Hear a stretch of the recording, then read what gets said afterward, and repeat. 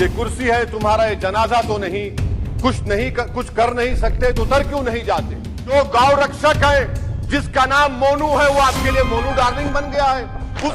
Sir दो महाजे इस मुल्क में, एक चौकीदार है एक दुकानदार है। बिल्किस बानो इस देश की बेटी है या नहीं?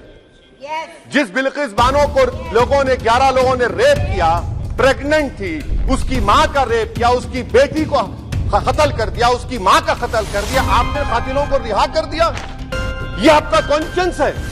भारत एक गुलदस्ता है, भारत एक मोज़ाइक है, यहाँ पर बेशुमार जबानें, बेशुमार मज़ाहिब बोले जाते हैं। और सर हालिया दिनों में हमारे मुल्क में ट्रेन में एक वर्दीपोश दहशतगर्द ने अपने सीनियर मीना साहब का कत्ल करने के बाद ट्रेन के कंपार्टमेंट में जाकर नाम पूछकर, चेहरे पर दाढ़ी देखकर, कपड़े देखकर उनको कत्ल कर दिया। और उसके बाद उसने कहा कि इस देश में रहना है तो मोदी को वोट देना पड़ेगा। मैं हुकूमत से जानना चाहूंगा कि क्या ये अक्सरियती तबके की एक्सट्रीमिज्म और रेडिकलाइजेशन की बेहतरीन मिसाल नहीं है, और अगर है तो फिर हुकूमत इस पर क्या करेगी।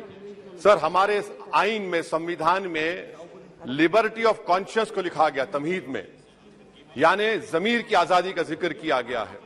मैं हुकूमत से और खास तौर से वजीर आजम से जानना चाहता हूं कि कहां गया इस हुकूमत का जमीर, कॉन्शियस जिसको अंग्रेजी में कहते हैं, जब नूह में 750 इमारतों को बगैर ड्यू प्रोसेस फॉलो किए उनके इमारतों को मुनज़्ज़म कर दिया गया, और इसलिए कि वो मुसलमान थे, पूरे के पूरे इलीगल थे। इसीलिए पंजाब की हाईकोर्ट, हरियाणा की हाईकोर्ट ने कहा कि ये एथनिक क्लेंसिंग है। इसकी एक बेहतरीन मिसाल है उस हुकूमत की। तीसरी है कि इस मुल्क में एक नफरत का माहौल, बल्कि एक आतिश को पैदा कर दिया गया, मुसलमानों के खिलाफ नफरत का माहौल। ये इनका ये 9 साल का इनका ये कारनामा है। तीसरा सर मणिपुर के ताल्लुक से कल बड़ा लंबा जवाब वजीर दाखिला ने दिया। सर आसाम राइफल के ऊपर केस बुक हो जाता है, FIR हो जाता है। क्या हो रहा है वहां पर? कहां गया आपका कॉन्शियंस, कहां गया आपका जमीर, जब वहां की महिलाओं की अस्मत रेजी की जा रही है। और आप मुख्यमंत्री को नहीं हटाना चाहते इसलिए क्योंकि वो कोऑपरेट कर रहा है। सर मैं हरियाणा और मणिपुर के वजीर आला के लिए, किसी शायर ने अच्छा कहा था कि कुर्सी है तुम्हारा ये जनाजा तो नहीं, कुछ कर नहीं सकते तो उतर क्यों नहीं जाते। आखिर कहां गया? उन ताबूतों में खो गया कि आपका कॉन्शियस, आपका जमीर, जहां पर 50,000 लोग बेघर हो गए, यानी 6 लाख हथियारों को लूटा जा रहा है। आखिर कौन सा आप इंचार्ज वहां पर है? सर चौथा पॉइंट, हिजाब को एक मसला बना दिया गया और मुस्लिम बच्चों को तालीम से महरूम कर दिया गया। क्या ये आपका लिबर्टी ऑफ कॉन्शियंस है? कहां गया आपका जमीर? सर अभी आपने फाइनेंस मिनिस्टर साहबा ने कहा, यहां पर DMK के मोहतरमा कनीमोजी ने महाभारत के द्रौपदी का जिक्र किया। मैं ये पूछना चाहता हूं, बिल्किस बानो इस देश की बेटी है या नहीं? जिस बिल्किस बानो को 11 लोगों ने रेप किया, प्रेग्नेंट थी, उसकी मां का रेप किया, उसकी बेटी को कत्ल कर दिया, उसकी मां का कत्ल कर दिया, आपने कातिलों को रिहा कर दिया। ये आपका कॉन्शियंस है, ये आपका कॉन्शियंस है। आप तो मेजोरिटेरियन पॉलिटिक्स को फरोग दे रहे हैं। सर चौथा, आज चाइना के ऊपर कोई नहीं बोलते हैं। प्रधानमंत्री मोदी ने उस वक्त 2013 में जब प्रधानमंत्री नहीं थे कहा था कि समस्या बॉर्डर पर नहीं दिल्ली में है। अगर हम अपनी जमीन पर हैं तो डिसएंगेजमेंट क्यों कर रहे हैं? क्या आज चीन हमारी जमीन पर नहीं बैठा है? क्या आज चीन से आप बातचीत कर रहे हैं? आप डिसएंगेजमेंट कर दिए। बताइए डी-एस्केलेशन, डी-इंडक्शन कब होगा? मैं आपके जरिए से हुकूमत को बता रहा हूं कि अगर प्रधानमंत्री ने अहमदाबाद में शी जिनपिंग को बुलाकर झूला झुलाया था, क्या हुआ? क्या नतीजा निकला उसका? चेन्नई दिखाया, क्या नतीजा निकला? सर इसलिए चीन पर बोलिए, चीन को उखाड़ कर फेंकिए। सर और एक पॉइंट जिस पर मैं मुखालिफ ताईद में खड़ा हूं, हाई इन्फ्लेशन है इस मुल्क में, हाई अनएम्प्लॉयमेंट है, स्टैग्नेटिंग कंजम्पशन है। इसकी वजह से महिलाओं में हाई एनीमिया लीड कर रहा है। ये हुकूमत इसकी जिम्मेदार है। सर कुलभूषण जाधव कहां है? पाकिस्तान में बैठा है, आप क्यों नहीं लेके आते? आप विश्वगुरु कहते हैं, कुलभूषण जाधव को भूल गए आप। कतर में 8 नेवी ऑफिसर 1 साल से जेल में हैं, आप नहीं ला सके उनको।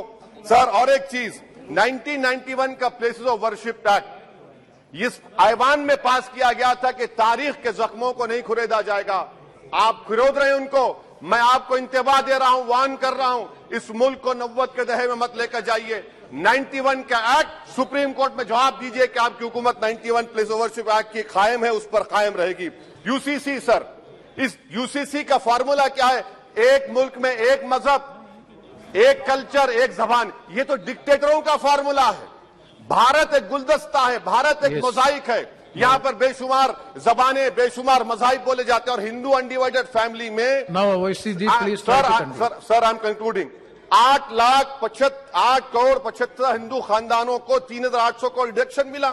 इसके बारे में आप क्या कहेंगे सर? और मैं कंक्लूड करने से पहले आपको बताना चाह रहा हूं कि माइनॉरिटी वेलफेयर का बजट 40% कम कर दिया गया। पढ़ो प्रदेश, प्री मैट्रिक स्कॉलरशिप कम कर दी गई। मौलाना आजाद फाउंडेशन खत्म कर दिया गया फेलोशिप, और इसकी वजह से 1,80,000 मुसलमान हायर एजुकेशन में गायब हो चुके हैं। सर, मैं इख्तिताम में कह रहा हूं कि पसमानदा मुसलमान से प्रधानमंत्री को बड़ी मोहब्बत है। ये कौन सी आपकी मोहब्बत है पसमानदा, जो आपका एक मुसलमान मिनिस्टर नहीं है वहां पर? इखलाक से लेकर, पीलू खान से लेकर, अफान अंसारी से लेकर लुकमान अंसारी, मॉब लिंचिंग पूरे पसमानदा मुसलमान की होती है। पावरलूम बंद है अंसारियों के, कुरैश बरादरी का कारोबार बंद किया जाता है। स्पीकर सर, मैं कंक्लूजन में अभी कल हमारे होम मिनिस्टर ने कहा था क्विट इंडिया।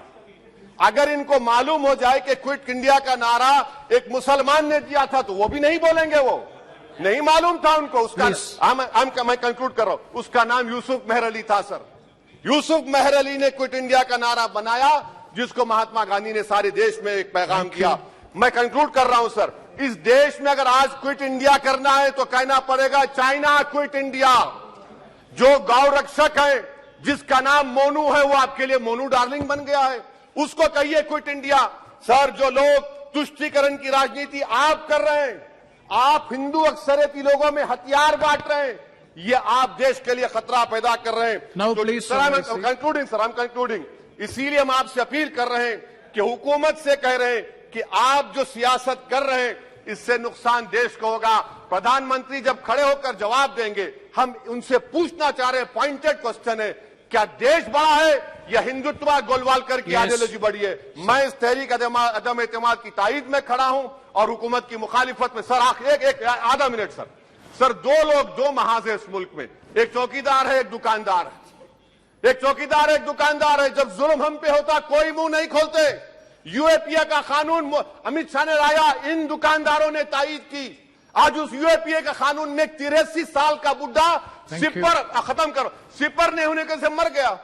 आखिर कब तक दुकानदार और चौकीदार हमारी लाशों पर सियासत? सर, हम कंक्लूडिंग, कब तक सियासत करेंगे? अगर आप जुल्म के खिलाफ आवाज नहीं उठाएंगे तो आपकी दुकानदारी नहीं चलेगी, चौकीदार को बदलेंगे, तीसरा महाज करेगा। शुक्रिया सर।